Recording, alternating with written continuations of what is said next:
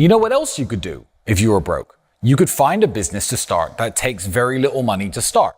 Now, I ran a webcam studio, and I'm talking about it more and more these days because of this stupid police case against me and these stupid false accusations. So a webcam studio was an example of a business that at the time when I was young and broke, I didn't need very much money to start. I had the expertise into how all the websites worked.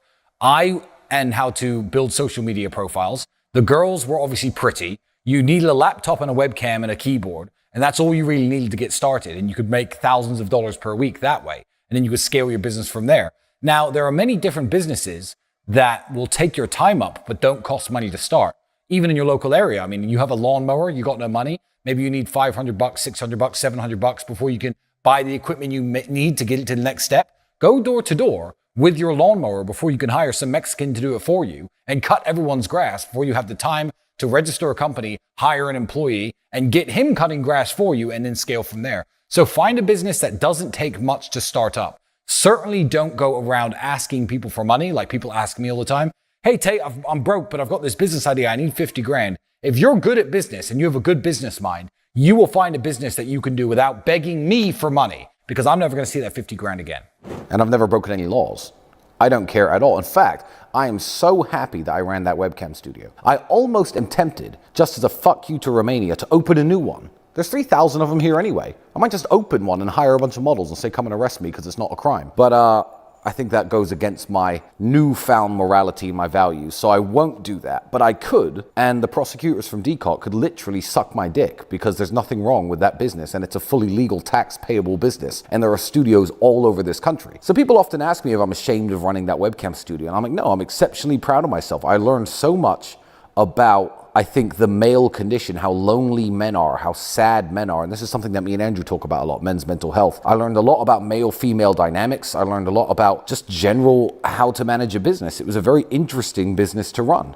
It was an incredibly interesting business to run. And keep in mind, I don't come from a world where I have rich parents or successful parents. I don't have a university education. I didn't go to a good school. I come from probably the worst town in England. It's still the worst town to live in England. And I made a successful business out of running a webcam studio. And now I preach against it. I'm far more qualified to preach against the consumption of adult content and the creation of adult content because I'm a former industry insider. I'm very much like a former drug dealer who knows how bad drugs are because he saw the effects it had on his customers. So I like all the knowledge I gained from running that business. And if I could turn back time and not do it, I wouldn't. I'd turn back time and do everything exactly the same as I did.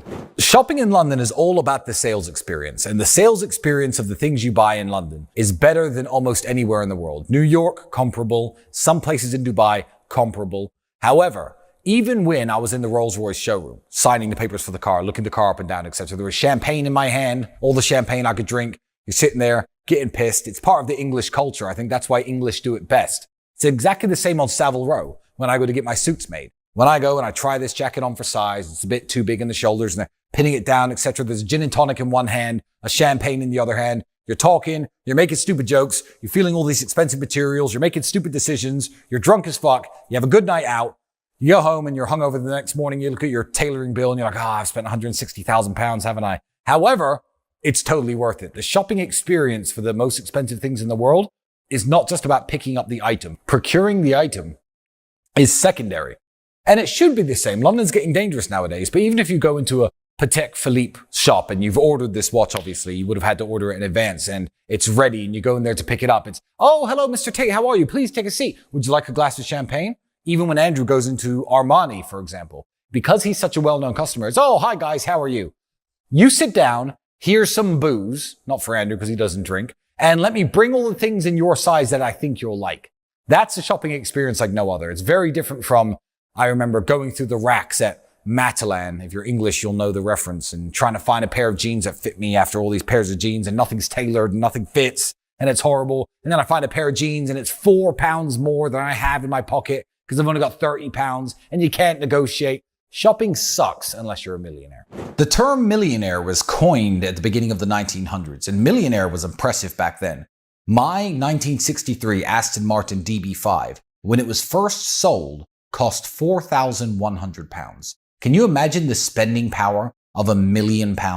£1,000,000 back when the fastest, most exotic car in the world was £4,000. A millionaire meant something. You could buy mansions, multiple mansions, set your family up for life. The term millionaire is still thrown around as some kind of accolade, but the true difference between millionaire in the early 1900s and millionaire now is maybe 90, 100 times. Being a millionaire in 1920, you'd have to be worth 150 now to brag about the same level of wealth and spending power. So people want to brag about having $100,000 salary, this magical 6 figures. Well, 6 figures doesn't actually mean anything anymore, does it? Because the problem with 6 figures is, one, you pay 40% tax because taxes are eating your ass, and you're left with $60,000. $60,000 every single year. That is not much money at all. You're expected to have a house and a family and raise some kids on it. A Big Mac or a Whopper is about $6 in today's economy. $6 in today's economy. That's 10,000 sandwiches per year. That's it. 10,000 sandwiches. 30 sandwiches per day. 30 sandwiches per day is all you can afford, and you make 6 figures. 30 fucking sandwiches? Enough to feed you and your friends? It's embarrassing. Your 6 figures doesn't mean anything. Pitching face-to-face, business meetings. On the phone, you can hear the confidence in somebody. You can hear how they're coming across. It's the way I'm speaking to the camera right now. I'm not speaking to the camera like, when you're pitching people. They can hear it on the phone, but in person, they can feel it. Nice, firm handshake. Sitting like this, trying to explain your ideas. Being animated with your hands when you're pitching your ideas. Being excited in your voice when you're pitching your ideas. If I were to sit here and say like, when you're pitching people in person, what you need to do is be excitable and, make sure that you're coming across right. It's not the same. It's not the same. You have to have the energy. You have to have the fire. You certainly don't have to seem like it's the most important thing in the world, like you care more than anything else in the world, but you need to seem like you care more than them. That's the key. If this business has a problem and I can fix it, I care about this man's business visibly more than he does during that meeting. That's the only thing that's going to get a man excited. There are very few types of sales where a salesman can sit back and be like, well, here's the price. Here's the best I could do. Do you want it or not? And I've been sold those things in some ways. I went into the Rolls-Royce showroom in London, and the guy's name, I believe, was Warren or Stephen. It may have been Stephen, actually, the guy who sold me the Rolls-Royce. Older gentleman, very well dressed, very smart. It was £500,000 on this price tag of this car. It was the only one for sale. He knew it was the only one for sale. He knew if I didn't want to buy that one, I'd have to wait 6 months after ordering one. And he said, well, I've been doing this a long time, guys. 465, best I could do, yes or no? And I was like, cool, yes. Because he's in a very unique position as a salesman. He hasn't come to me and said, hey, Tristan, do you want to get around in luxury? Here's a brand new product called a Rolls-Royce Wraith. That didn't happen. I saw the car. I fell in love with it. I walked into his showroom as hundreds of time wasters do every day. He's busy. He doesn't care. There's one for sale, and he made the close. But that is a very exceptionally difficult type of sales to get into. How many Toyotas has Steven sold in his lifetime? How many Lancias? How many Austins? I'm talking about old car brands that were around in his time. He's a much older man. How many Mini Coopers did this guy sell to get to the elite pinnacle of sales when he is in the London Rolls-Royce showroom selling their premium vehicles? Probably a lifetime of work. So he deserves to be there. But he's done plenty of hard closes on Land Rovers and Jeeps, believe me.